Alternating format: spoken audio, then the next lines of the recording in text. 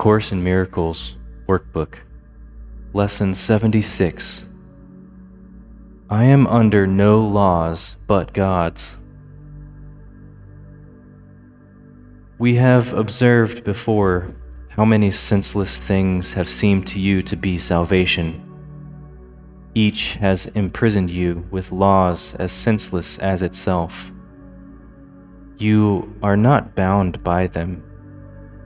Yet, to understand that this is so, you must first realize salvation lies not there. While you would seek for it in things that have no meaning, you bind yourself to laws that make no sense. Thus do you seek to prove salvation is where it is not. Today, we will be glad you cannot prove it, for if you could, you would forever seek salvation where it is not, and never find it. The idea for today tells you once again how simple is salvation. Look for it where it waits for you, and there it will be found. Look nowhere else, for it is nowhere else. Think of the freedom in the recognition that you are not bound by all the strange and twisted laws you have set up to save you. You really think that you would starve unless you have stacks of green paper strips and piles of metal discs. You really think a small round pellet or some fluid pushed into your veins through a sharpened needle will ward off disease and death. You really think you are alone unless another body is with you. It is insanity that thinks these things. You call them laws and put them under different names in a long catalog of rituals that have no use and serve no purpose. You think you must obey the, quote, laws of medicine, of economics, and of health. Protect the body, and you will be saved. These are not laws, but madness. The body is endangered by the mind that hurts itself. The body suffers just in order that the mind will fail to see it is the victim of itself. The body's suffering is a mask the mind holds up to hide what really suffers. If you would not understand it is its own enemy, that it attacks itself and wants to die, it is from this your, quote, laws would save the body. It is for this you think you are a body. There are no laws except the laws of God. This needs repeating over and over, until you realize it applies to everything that you have made in opposition to God's will. Your magic has no meaning. What is meant to save does not exist. Only what it is meant to hide will save you. The laws of God can never be replaced. We will devote today to rejoicing that this is so. It is no longer a truth we would hide. We realize instead it is a truth that keeps us free forever. Magic imprisons, but the laws of God make free. The light has come because there are no laws but His.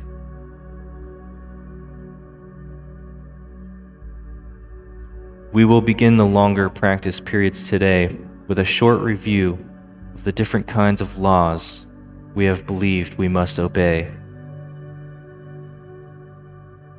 These would include, for example, the, quote, laws of nutrition, of immunization, of medication, and of the body's protection in innumerable ways. Think further. You believe in the, quote, laws of friendship, of, quote, good relationships, and reciprocity. Perhaps you even think that there are laws which set forth what is God's and what is yours. Many, quote, religions have been based on this, They would not save, but damn in heaven's name. Yet they are no more strange than other, quote, laws you hold must be obeyed to make you safe. There are no laws, but God's. Dismiss all foolish magical beliefs today, and hold your mind in silent readiness to hear the voice that speaks the truth to you. You will be listening to one who says there is no loss under the laws of God. Payment is neither given nor received. Exchange cannot be made. There are no substitutes, and nothing is replaced by something else. God's laws forever give and never take. Hear him who tells you this, and realize how foolish are the, quote, laws you thought upheld the world you thought you saw. Then listen further. He will tell you more about the love your Father has for you, about the endless joy he offers you, about his yearning for his only Son, created for his channel for creation, denied to him by his belief in hell. Let us today open God's channels to him and let his will extend through us to him. Thus is creation endlessly increased. His voice will speak of this to us, as well as of the joys of heaven, which his laws keep limitless forever. We will now repeat today's idea until we have listened and understood there are no laws but God's.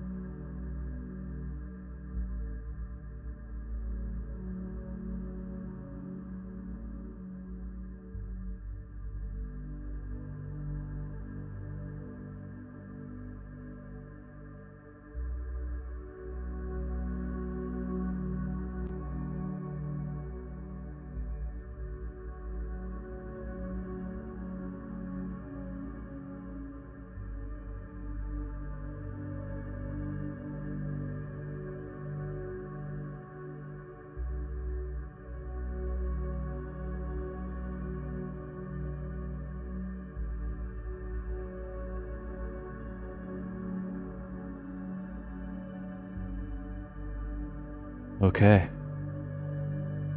Now, let us tell ourselves, as a dedication with which this practice period concludes, I am under no laws but God's.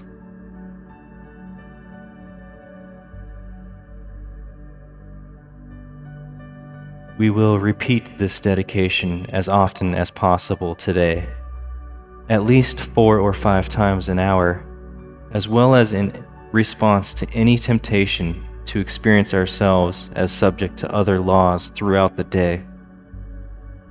It is our statement of freedom from all danger and all tyranny. It is our acknowledgement that God is our Father and that His Son is saved.